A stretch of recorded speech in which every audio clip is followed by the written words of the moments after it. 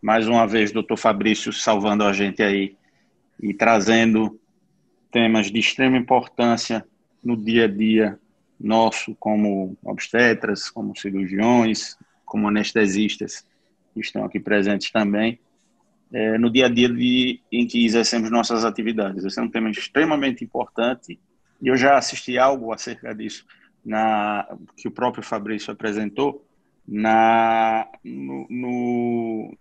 simpósio da Santa Helena do ano passado, de 2019.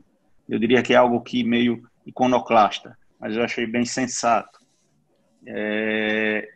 E facilita muito as coisas, da maneira que ele apresentou, como a gente consegue enxergar isso a partir de um dado momento em que se teve uma certa mudança com relação a essa avaliação pré-operatória. Eu acho que é mais ou menos por aí, né, Fabrício? Seguindo aquela linha de 2019, quando você apresentou aquelas coisas embasadas e suscitou aquilo de... Pô, o caminho é diferente hoje em dia.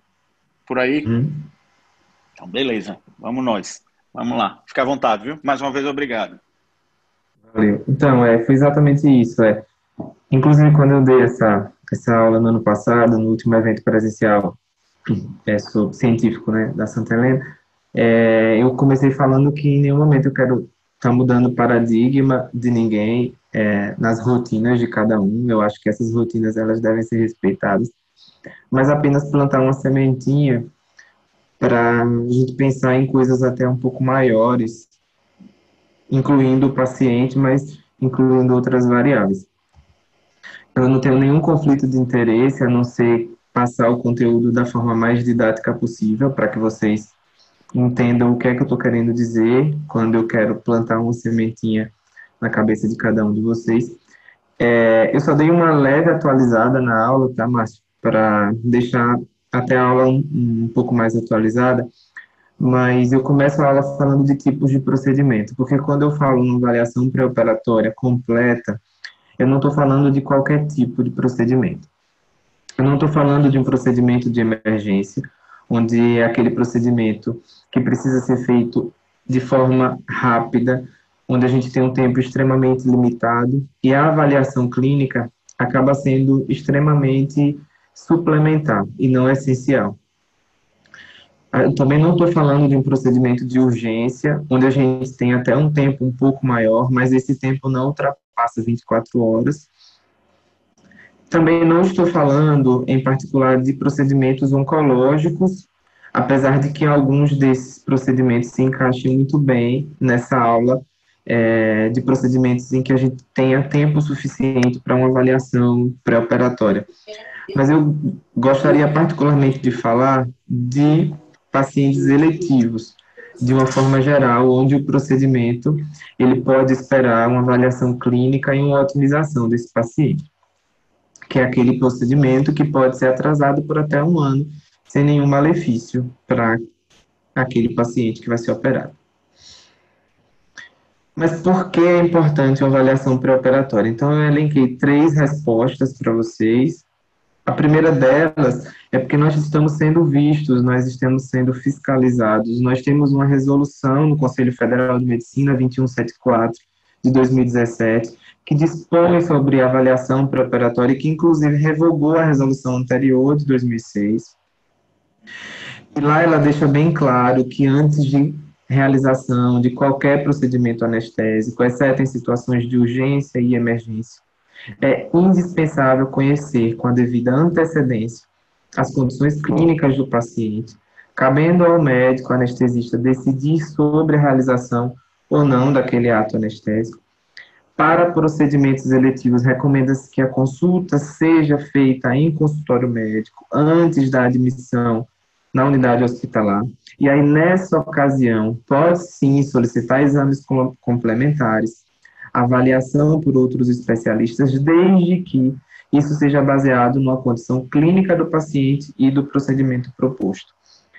Na impossibilidade de uma realização de uma avaliação pré-operatória ou pré-anestésica, num consultório muito antes daquele procedimento cirúrgico, o médico anestesista deve proceder uma avaliação pré-anestésica do paciente antes da sua admissão no centro cirúrgico. Então, abre espaço para que você avalie aquele paciente no dia do procedimento, mas esse paciente não pode ter adentrado a área do centro cirúrgico, porque aquilo, em vez de ser uma avaliação pré-operatória e assinatura de termo de consentimento, passa a ser uma coação. Isso também baseado na condição clínica do paciente. Não é qualquer paciente que pode ser avaliado logo antes do procedimento, porque existem pacientes com comorbidades que precisam um manejo, um tratamento adequado.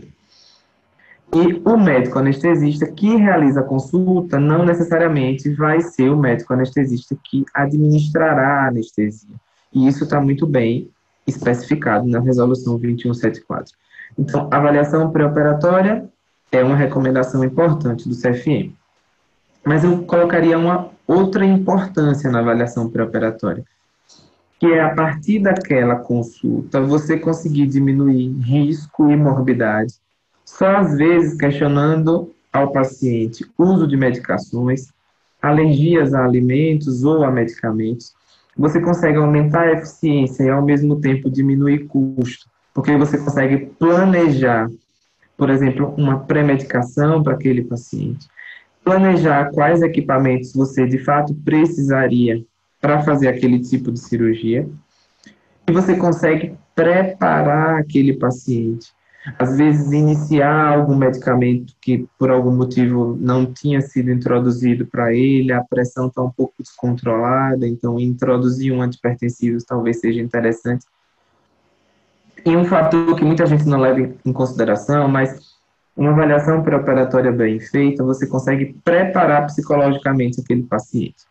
Você consegue dizer para ele como será o procedimento, que riscos aquele procedimento pode ter, de fato, e o possível desfecho. Então, para o paciente, é muito mais tranquilo ele chegar numa cirurgia quando ele já foi avaliado em consultas anteriores pelo anestesista e também pelo cirurgião.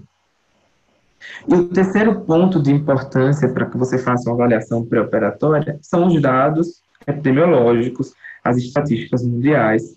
Então, nesse trabalho aqui de Thomas Weiser, sobre estimativa de volume global de cirurgias, ele deixa bem claro que mais de 200 milhões de cirurgias de grande porte são feitas por ano.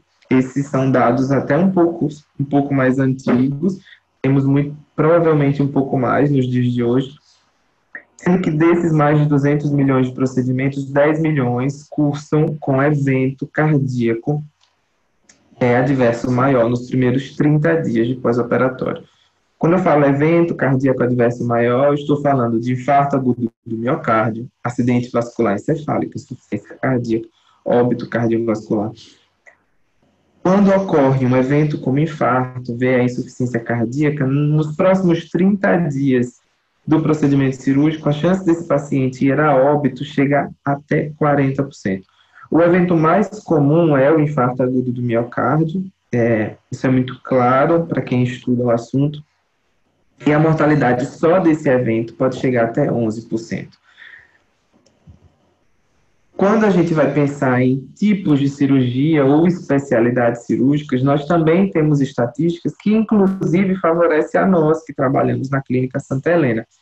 Porque se eu fosse falar, por exemplo, de uma cirurgia vascular, de uma cirurgia torácica, de um transplante, a chance, a frequência de acontecer um evento cardíaco maior seria muito mais frequente do que aqueles procedimentos que costumam acontecer, por exemplo, na Clínica Santa Helena, o que traz uma grande vantagem para os nossos procedimentos, por exemplo, ginecológicos, obstétricos. Dentro dessa importância epidemiológica, existe uma coisa que se chama superutilização de exames pré-operatórios. Então, nesse trabalho de 2018, de Jessica Shields, ela conseguiu elencar de forma muito bem delineada um guia de judicialização, mostrando o quão desnecessário foram alguns exames que foram solicitados, alguns não, muitos, foram desnecessários para que alguns pacientes fizessem aqueles exames antes do procedimento cirúrgico.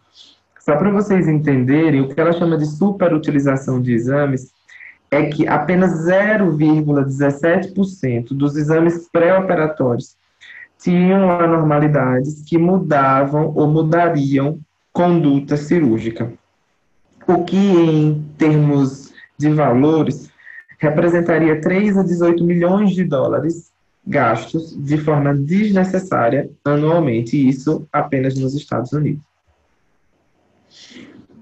Por isso que vem a importância de, durante uma avaliação pré-operatória, a gente fazer uma estratificação de risco, porque isso é uma ideia de você determinar quais pacientes possam, de fato, estar com maior ou menor risco de um evento adverso no perioperatório. Não estou falando que você estratificar utilizando algoritmos é a forma mais perfeita que existe, mas apesar deles não serem perfeitos, todos são melhores do que você, ao acaso, ou por uma avaliação pessoal, você conseguir predizer que aquele paciente complicaria mais ou menos que outro. Eu poderia falar de um algoritmo, isso seria mais do que suficiente, porque os algoritmos são bem interessantes, mas eu vou citar aqui para vocês, o American College of Physicians, que é muito interessante, o colégio americano, ele especifica muito bem o que ele quer em termos de estratificação do risco. Existe site onde você consegue colocar todos os dados do paciente e estimar o risco. O colégio americano, que a gente vai falar muito dele hoje, o EMAPA, a Sociedade Brasileira de Cardiologia, com o último guideline. Eu não vou dizer que é o guideline mais atual, porque em 2018 a Sociedade Europeia também publicou mais recente, dentre outros e outros guidelines e algoritmos para a estratificação de risco. Então, nessa primeira etapa da avaliação pré-operatória da minha aula, eu vou elencar 3 itens: a verificação de condições clínicas do paciente, a avaliação de capacidade funcional e o estabelecimento do risco intrínseco associado ao tipo de procedimento. E depois a gente vai para a etapa 4 e para a etapa 5. Bem, como é que a gente verifica as condições clínicas? Fazendo uma boa anamnese, um bom exame físico, e só com a história do paciente a gente consegue chegar em determinados diagnósticos de forma breve, tranquila, sem exames pré-operatórios. Apenas com aquela história você consegue estimar um possível diagnóstico que poderia trazer algum tipo de complicação, e isso equivale a aproximadamente 56%. Se você associa ao exame físico, isso chega a 73%. Particularmente em doenças cardiovasculares, que é o nosso foco, né? A gente está falando aqui de mortalidade por quadros cardiovasculares, só a história durante a anamnese você chega a 2/3 de um possível diagnóstico. Associando o exame físico, você associa mais 1/4 desse diagnóstico. E quando isso é comparado com exames pré-operatórios, o eletro associado ao raio-x isoladamente traria apenas 3% de informações em termos de diagnósticos que podem mudar o desfecho do paciente após a cirurgia. O teste ergométrico em si só traz mudanças em 6%, ele isoladamente, quando comparado à história clínica associada, por exemplo, ao exame físico. Mas o que a gente está querendo dentro de um processo de estratificação é identificar grupos de alto risco. Porque quando você identifica doentes que estão em alto risco de morbimortalidade, você consegue dizer para esse paciente que ele tem mais ou menos chance de ter uma complicação cardíaca, e isso pode ter um desfecho completamente negativo. Por isso que existem sistemas de pontuação, existem testes específicos que você consegue atingir esse objetivo só avaliando determinadas comorbidades e avaliando, por exemplo, o tipo de cirurgia, e eu poderia incrementar aqui com uma avaliação de capacidade funcional, que a gente vai entender daqui a pouco. Durante a história, conversando com o paciente, você rapidamente consegue identificar o estado físico dele, que é o que a gente chama de classificação ASA, né, pela Sociedade Americana de Anestesiologistas, onde o ASA1 é aquele paciente sem comorbidades, que não usa medicamento para nada, e ele tem uma chance de mortalidade perioperatória de 0,06% a 0,08%. O ASA2 seria aquele paciente que tem uma comorbidade, mas extremamente controlada. Essa mortalidade pode chegar a 40%. O ASA 3 é aquele paciente que já tem um desfecho em termos de comorbidade com lesão de órgão-alvo. É aquele paciente com infarto prévio, por exemplo, uma insuficiência cardíaca. Esse paciente pode chegar a 4,3% de mortalidade perioperatória, que seria mais ou menos os pacientes que poderiam chegar lá na clínica para a gente.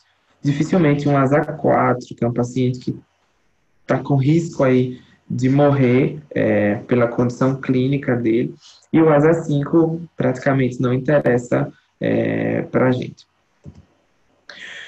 Dentro da avaliação de algoritmos, que a gente começou lá pela classificação do ASA, a gente também poderia utilizar o algoritmo de Lee, onde ele, apenas numa triagem, a gente vai avaliar se o paciente vai fazer uma operação intraperitoneal, se esse paciente tem uma doença arterial coronariana, se ele tem uma insuficiência cardíaca congestiva, se ele tem uma doença cerebrovascular, diabetes insulina dependente, creatinina pré-operatória maior que 2. À medida que você vai elencando esse paciente, ele vai entrando numa classificação de 1 a 4, a partir da quantidade de variáveis. 1 seria nenhuma variável e um risco baixíssimo de 0,4%, até o 4, onde você teria um risco de 11% com mais de 3 variáveis, 3 ou mais.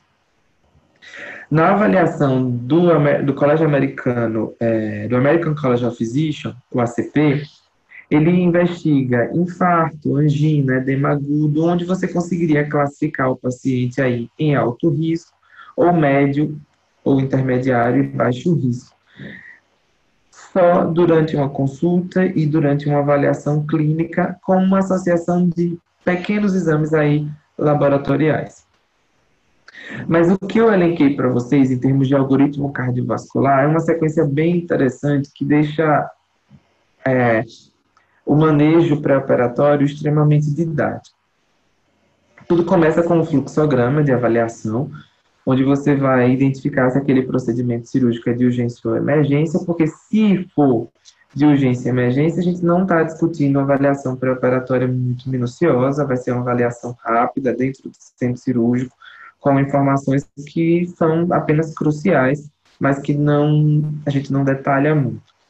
Se não for um procedimento cirúrgico de urgência e emergência, a gente tem que questionar se esse paciente tem uma condição cardiovascular grave no perioperatório. Porque se ele tiver essa condição cardiovascular grave, aí a gente vai ter que adiar a operação e estabilizar esse paciente. Afinal de contas, não estamos falando de um procedimento cirúrgico de urgência e emergência. Se ele não vai fazer uma cirurgia de urgência, se ele não tem uma condição cardiovascular grave, aí a gente pode entrar na estratificação de risco usando o Lee, o American College of Physicians, o EMAPO, que são escalas de triagem aí de risco. O Lee eu acabei mostrando para vocês, o American College eu também mostrei, então se você consegue incluir o Lee ali na classe 1 e 2, ou o ACP num baixo risco, então a gente está diante de um paciente de baixo risco cirúrgico e você pode encaminhar ele rapidamente para uma operação direta. Você pode estar diante também de quadros de risco intermediário ou alto risco a partir da classificação dessas escalas. E aí sim a gente precisa ficar um pouco mais preocupado. Talvez esse paciente precise de uma otimização terapêutica de acordo com a natureza de risco. Talvez ele precise de uma monitorização em semi-intensiva depois da cirurgia ou em UTI, com eletrocardiograma de acompanhamento contínuo, talvez com troponina até o terceiro DPO, para tentar identificar o infarto silencioso pós-operatório, que não é incomum nesses pacientes de risco. Ou então, a gente pode deixar um pouco a diretriz brasileira de 2017 e ir para o Colégio Americano de Cardiologia ou o American Heart Association, que elenca 4 pernas, vamos pensar assim, numa mesa com 4 pernas, e ela tenta elencar essas 4 pernas de avaliação. As 2 primeiras pernas são condições cardíacas ativas e fatores clínicos de risco. Então, ela, durante a consulta, durante a avaliação pré-operatória, você vai questionar o paciente sobre síndrome coronariana instável, sobre infarto, sobre angina, tudo recente, né? insuficiência cardíaca descompensada, uma arritmia significativa, doenças valvulares severas, tudo que o paciente apresenta no momento, ou pelo menos nos últimos meses. Depois desses questionamentos, você vai perguntar a ele sobre fatores clínicos de risco, que são histórias de doenças que o paciente possa ter tido, como doença cardíaca isquêmica no passado, insuficiência cardíaca compensada, doença cerebrovascular, diabetes mellitus, insuficiência renal.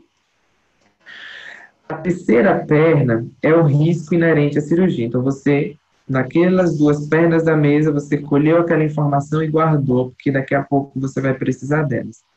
A terceira perna é o risco inerente à cirurgia. Existem cirurgias com riscos maiores que outras, mostramos isso no começo da aula.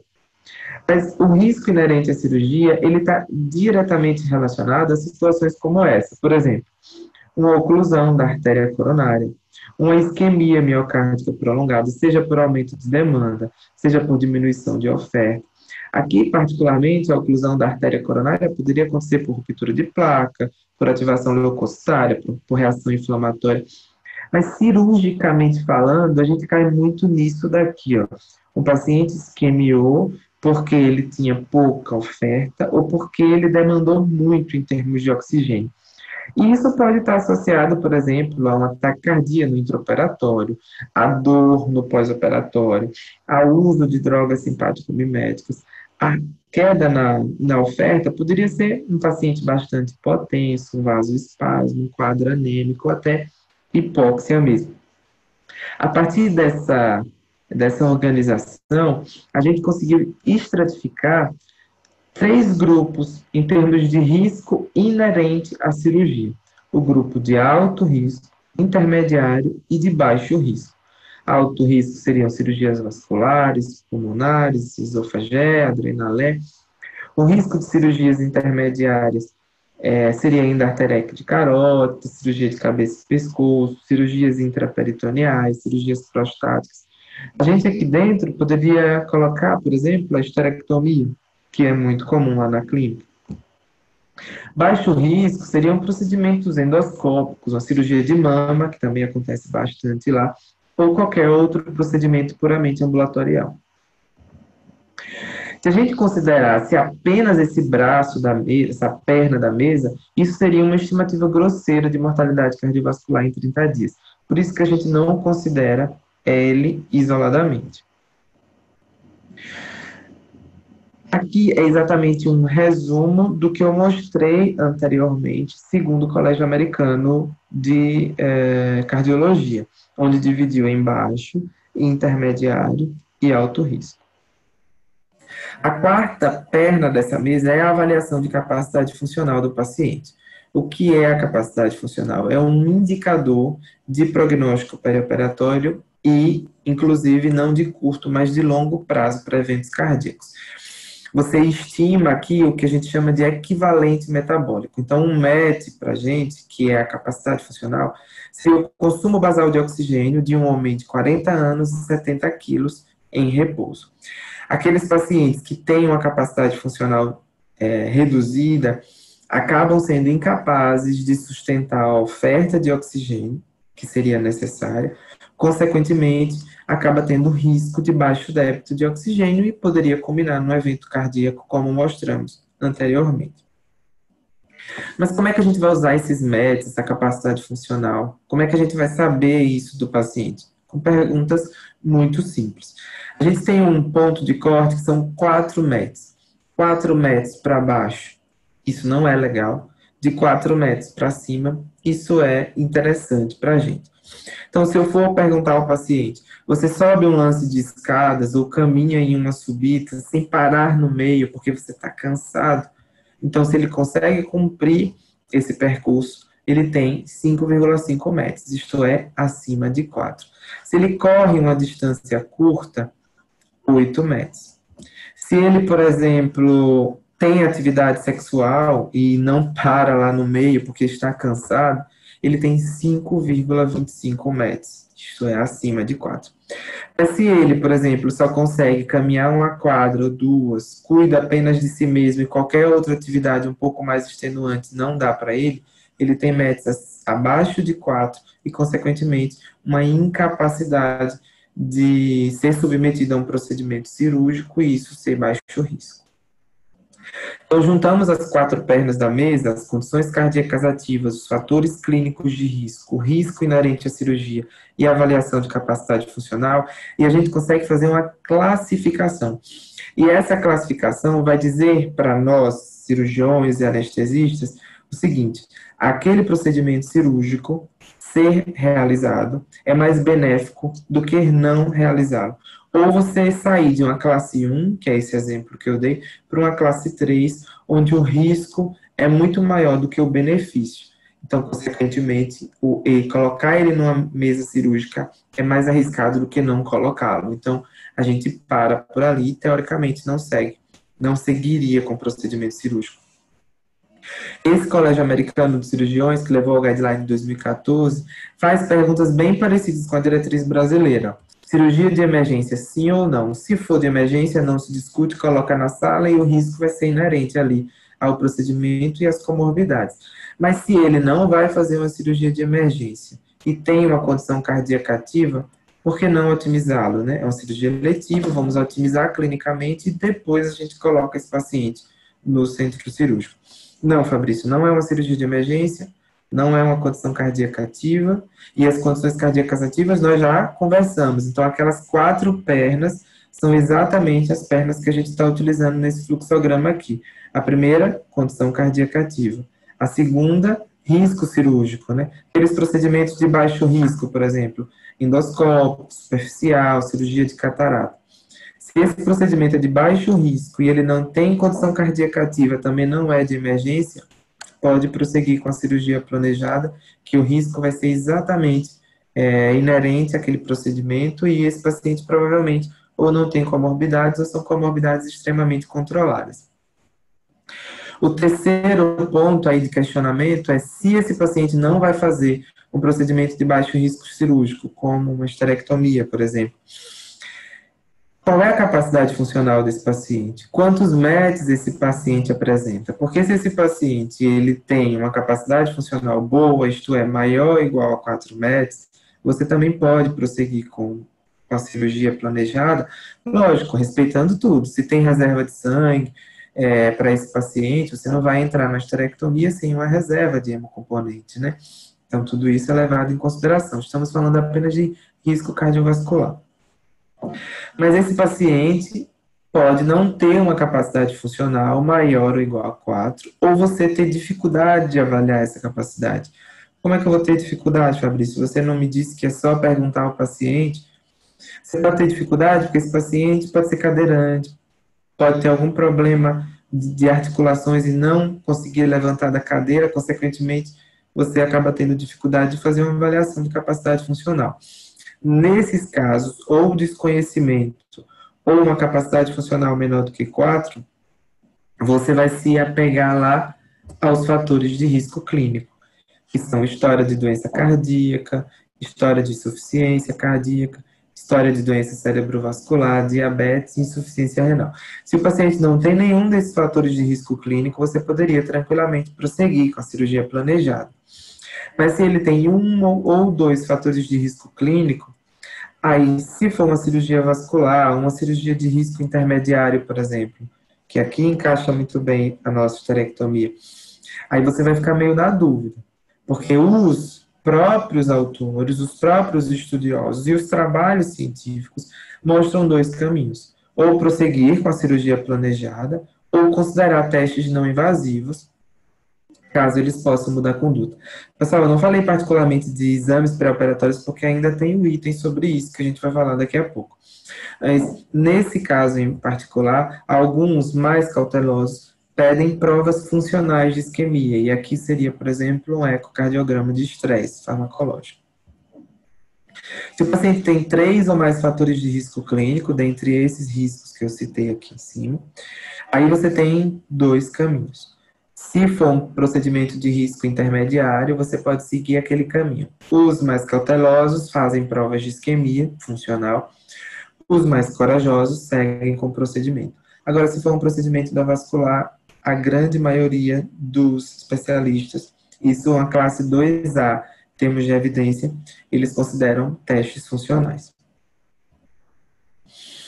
Mas quando o risco cardiovascular for muito elevado, aí a gente opera ou não opera? Bem, prudência sempre, né? Nas situações em que você tem informações extremamente objetivas de que o risco de uma complicação cardiovascular grave, ela pode acontecer, como morte cardíaca, infarto não fatal, acidente vascular, e isso supera o risco de morte pela doença, a cirurgia não cardíaca eletiva deve sim ser contraindicada, porque ela é eletiva e isso pode piorar o desfecho desse paciente. Mas eu poderia simplesmente entrar no Colégio Americano de Cirurgiões, no site que tem o NSQIP, que é um site onde você coloca os dados do paciente, o tipo de procedimento, e ele te dá a estimativa de risco sem você precisar ficar preenchendo isso no seu prontuário. Então, aqui é exatamente o site, ó, o Risk Calculator. Aqui você colocaria o tipo de procedimento e iria preencher alguns questionamentos sobre o paciente. Idade, comorbidades, peso, altura. Então, tem várias perguntas. Eu faço isso, utilizo isso nos pacientes. E no final, aqui eu coloquei um exemplo de uma esterectomia abdominal total. Ele dá os desfechos não só em termos de complicação cardíaca, como de quadros respiratórios, infecção de sítio cirúrgico. Aí ele dá aqui o risco, a média de risco, mostra se você está abaixo ou acima da média, o tempo de internação que você deixaria para esse paciente após a cirurgia e mostra graficamente o risco desse procedimento cirúrgico nesse paciente. Ele dá a opção de você imprimir em PDF, colocar inclusive o nome do paciente, e aquilo fica uma avaliação de risco. É bem interessante e prático. Bem, pessoal, com isso a gente verificou as condições clínicas, a gente avaliou a capacidade funcional, estimou o risco, seja utilizando a sequência dos guidelines, seja utilizando os sites. O site do Colégio Americano não é o único, tem vários outros sites muito interessantes, mas é um exemplo e um site bem completo. O quarto ponto dessa etapa de avaliação é a gente decidir as necessidades de testes para avaliação complementar. Quando o Márcio, no começo da minha apresentação, ele falou que acabou tendo uma discussão durante a minha apresentação em 2019, foi exatamente sobre testes para avaliação complementar, sobre testes pré-operatórios, né, sobre exames complementares. Então, quando esses exames devem ser solicitados? Aí, eles devem ser solicitados de acordo com as doenças pré-existentes e de acordo com a cirurgia proposta. Então, tipo de cirurgia, ou porte, melhor dizendo, de cirurgia, e a condição clínica vão definir quais exames devem, de fato, ser utilizados. Procedimentos pequenos em pacientes rígidos não tem necessidade de exames. Então, aquela sequência, o paciente entrou no consultório, ele não tem comorbidade nenhuma, e para ele eu vou pedir hemograma, eu vou pedir eletro, não faz tanto sentido se ele vai fazer procedimentos pequenos, como, por exemplo, uma hérnia inguinal, uma hérnia umbilical. Agora, se vai operar do coração, então ele nem asa 1, mas acredito que ele deve ser, né? E o exame pré-operatório, ele deve ser pedido se aquele resultado daquele exame vai alterar a decisão sobre proceder com aquele procedimento planejado, se o resultado vai influenciar o tipo de anestesia a ser usada, se aquele resultado vai alterar o planejamento no cuidado ao paciente. Eu posso exemplificar cada um desses itens aqui. Alterar a decisão, se proceder com o procedimento planejado. Às vezes é um paciente que você avaliou clinicamente e você encontrou sopro cardíaco panfocal. Talvez um ecocardiograma de fato mude o seu desfecho ali em termos de procedimento eletivo. Influenciar o tipo de anestesia. Um paciente que tem histórico de hipertermia maligna na família. Talvez o exame vai definir, sim, a sua anestesia. Alterar o planejamento no cuidado do paciente. Às vezes, um paciente que tem uma suspeita de disfunção hepática, você pedir função hepática não seja de todo ruim. Porque exames sem indicação, você acaba intervindo desnecessariamente nesse paciente, você acaba tendo um paciente que demora para operar, esse paciente vai ficar extremamente ansioso, porque alterou alguma coisa, parou o procedimento porque alterou alguma coisa no exame, e às vezes essa alteração não vai mudar em nada no procedimento cirúrgico. E às vezes vem tratamentos inadequados a partir de um possível resultado de exame. Fora o custo hospitalar, o custo para a saúde suplementar, o custo para o paciente. Quando eu falei portes cirúrgicos e comorbidade do paciente, eu estou falando exatamente de elencar esses dois itens em uma tabela. Então, procedimentos cirúrgicos de baixo risco no paciente ASA1, nenhum exame seria necessário. Aqui é exatamente daquele trabalho de Shield, né, sobre cirurgias ginecológicas, um exemplo interessante para o que a gente costuma fazer lá na Santa Helena. Se a gente tem um paciente ASA2, então é um hipertenso controlado, é um diabético controlado, é um paciente tabagista, por exemplo, pede um eletrocardiograma para esse paciente. Não tem problema nenhum, mesmo que seja um procedimento de baixo risco cirúrgico. Agora, se você vai para um procedimento intermediário e está diante de um ASA2, aí pedir o painel metabólico desse paciente básico é, de fato, interessante. Ou você ir para um procedimento cirúrgico maior, né, aquelas cirurgias cardíacas, por exemplo, apesar de que a gente está falando de cirurgias não cardíacas, você amplia esses exames no ASA2, você pede um hemograma, você pede o perfil, você pede tipagem sanguínea, você pede eletrocardiograma e assim sucessivamente. Olha que interessante, coagulograma, que é esse daqui maiorzinho, ó. Ele normalmente é pedido em pacientes o quê? ASA3. ASA3 ou mais, seja procedimentos intermediários ou maiores. E é um exame que é pedido rotineiramente. E não deve ser pedido de rotina, porque não vai, de fato, mudar desfecho em procedimentos eletivos nos quais você avaliou esse paciente pré-operatoriamente e pode questionar ele sobre situações clínicas que podem estimar sangramento. Aí, destrinchando os exames laboratoriais, exames de tireoide, T4, TSH, bem, eles só devem ser recomendados no paciente que tem doença tireoidiana conhecida. Se não tem, não tem porque você está pedindo, né? Se você estiver suspeitando de uma doença tireoidiana e é um procedimento eletivo, não vamos pedir esse exame para você programar a cirurgia. Vamos pedir esse exame e encaminhar esse paciente para o especialista, né? Função hepática. Bem, função hepática, a gente tem que pensar num paciente cirrótico, por exemplo, como dei outro exemplo para você, uma disfunção hepática de uma forma geral. Isso vai mudar você pedir função hepática. Em outras situações, não. Glicemia, no caso aqui é particularmente a hemoglobina glicada, e esse exame lá nos Estados Unidos é o que pode alterar desfecho em termos de cirurgia, não a glicemia de jejum necessariamente. A hemoglobina glicada, quando você pede ela, particularmente em pacientes com diabetes conhecida. Se não tem diabetes, não tem suspeita, não tem porque estar pedindo esse exame. Coagulograma. Coagulograma é um paciente que você suspeita de ele estar usando anticoagulante. Um paciente que tem desordens de sangramento, realmente faz sentido pedir. Um paciente que vai fazer cirurgias de grande porte, né, cirurgias maiores, vale a pena de fato pedir. Teste de gravidez. Ó.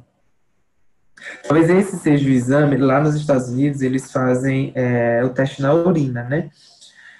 E praticamente em todos os pacientes. As recomendações nacionais pedem para a gente acompanhar a data da última menstruação dessa paciente. Se ela tiver uma menstruação irregular, o teste de gravidez pré-operatório é prudente, afinal de contas, praticamente todos os nossos anestésicos são teratogênicos, né? Exame de urina não é recomendado para os procedimentos ginecológicos, mas é um pedido bastante comum. Agora, se forem procedimentos urológicos, aí sim vale a pena pedir a urinálise. Screening para drogas, né? Não é a nossa rotina, mas eles costumam pedir quando se tem um paciente usuário, abusa de drogas ou coisas do tipo. Ecocardiograma. Geralmente não é necessário. Você avaliou esse paciente como eu avaliei aquele sopro panfocal, lógico que eu vou pedir um eco. Um paciente que tem uma suspeita de insuficiência cardíaca ou uma doença valvar, vou pedir. Um paciente dispneico, de origem desconhecida, vamos pedir um ecocardiograma. Raio-x de tórax nos nossos pacientes ginecológicos não faz sentido pedir. E é um exame que chega muito no consultório.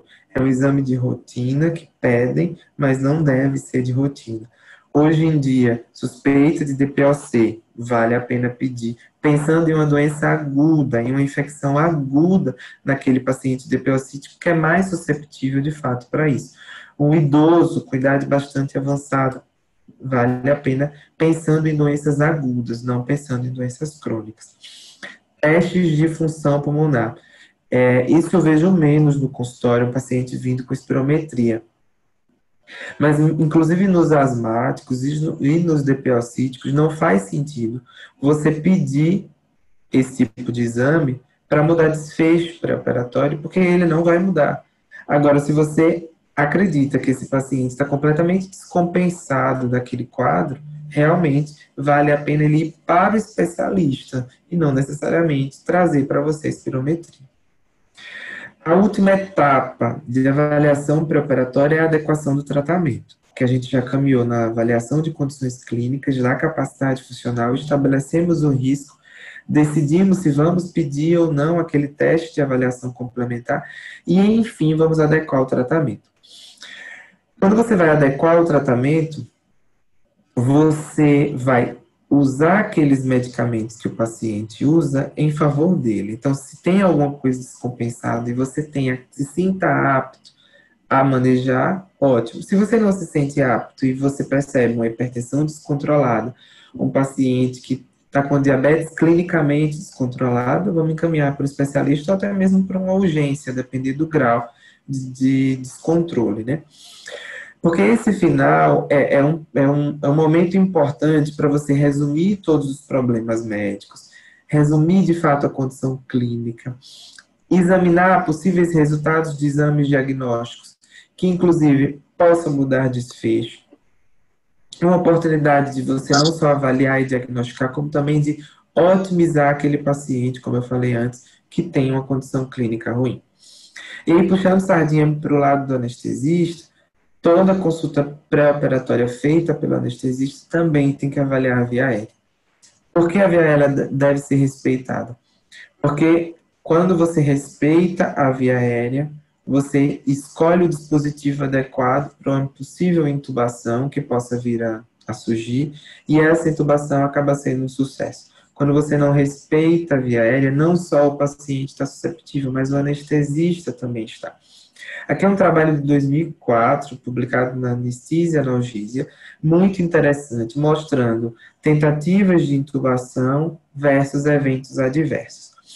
Quando você avalia a via aérea, identifica uma via aérea difícil e programa uma intubação mais específica, com certeza você vai ter menos tentativas de intubação. Quando você não respeita a via aérea e esse paciente é possivelmente uma via aérea difícil, então você chega despreparado para intubar um possível paciente, você muitas vezes vai combinar no maior número de tentativas. E quanto maior o número de tentativas, mais chances de hipoxemia, de regurgitação, de aspiração, de bradicardia e, inclusive, de parada cardíaca, quando a gente compara aqui, ó, com tentativas menores, com menor quantidade de tentativas. Então, isso também deve ser muito bem respeitado. Aí, esse paciente chega no dia da cirurgia, você já coloca ele no centro cirúrgico, não quer saber mais de nada? Não. Você vai conversar com ele muitas coisas, não necessariamente vai repetir a consulta, mas você vai checar possíveis mudanças, confirmar ao lado do procedimento, checar possíveis usos de medicações e se esse paciente não vai ficar com saudade vesical de demora, urinar antes de entrar na sala de cirurgia é extremamente prudente. Em termos de recomendação de jejum, esse guideline de 2011 é o último guideline sobre jejum americano e não mudou praticamente nada. líquido sem resíduo 2 horas, leite materno 4 horas, outros leites 6 horas, assim como refeições leves, que são refeições sem gordura, 6 horas, né? Carnes, frituras e outros alimentos, 8 horas. Jejum mais do que 8 horas não vai mudar desfecho. E deixar também o paciente 8 horas sem beber um copo d'água, na verdade, pode piorar o desfecho em vez de melhorar. Lógico que a gente respeita também os fatores de risco. Paciente que tem doença do refluxo, paciente que tem doenças esofágicas, realmente é interessante que o jejum seja completo para tudo, mas aí são casos específicos. E aí, para finalizar a aula, eu trouxe um pequeno caso clínico simples. É uma mulher, FGS, 71 anos, chegou na consulta pré-anestésica, ela tem um IMC de 29. A proposta cirúrgica é uma esterectomia abdominal. Ela é portadora de diabetes insulino-dependente, tem insuficiência renal crônica e tem um passado de acidente vascular cerebral. Aí eu pergunto aí, qual o risco anestésico cirúrgico dessa paciente? Então, baseado naqueles fluxogramas, eu vou responder algumas perguntas para que a gente possa saber até onde a gente pode ir com essa paciente. É uma cirurgia de emergência? Não, ela vai fazer uma esterectomia, não é de emergência. Ela tem alguma condição cardíaca ativa? Não, ela tinha diabetes, ela tinha doença renal crônica e tinha um passado de AVE, mas ativa não. Ela vai fazer um procedimento de baixo risco cirúrgico? Bem, não é de baixo risco, né? Ela vai fazer uma esterectomia. Então, entraria no grupo de cirurgias de risco intermediário. Aí a gente vai para a próxima pergunta. Capacidade funcional. Qual é a capacidade funcional dela? É maior ou igual a 4 MEDs? Ou você não tem como estimar? Não temos como estimar, não temos informações suficientes sobre isso. Então, se a gente não tem como estimar, a gente prossegue avaliando os fatores de risco clínico, que é a história de doença, diabetes e insuficiência renal. Ela tem essas 3 coisas, esses 3 fatores de risco clínico. Então, ela cai nesse lado aqui desse fluxograma. 3 ou mais fatores de risco. É uma cirurgia vascular? Não, mas é uma cirurgia de risco intermediário. Então, a gente vai cair aqui naquele quadrinho. Pode prosseguir para os mais corajosos, ou você pode pedir testes não invasivos que possam mudar algum tipo de conduta, como, por exemplo, o eco de estresse farmacológico. Então, essa paciente tem seu risco aí respeitado a partir de um fluxograma e rapidamente a gente entende que uma avaliação cardiovascular minuciosa seria mais interessante para ela. Bem, de mensagem final, em termos de conclusão, eu deixaria aqui para vocês que estudos não demonstraram benefício ou custo-efetividade com a realização ali de bateria de exames para todos os pacientes, e a realização dos mesmos acabam não levando à modificação do manejo clínico. E as recomendações são para que os exames laboratoriais sejam indicados baseados na história, na avaliação clínica do paciente, de forma individualizada e com indicações específicas. É isso aí, pessoal. Muito obrigado.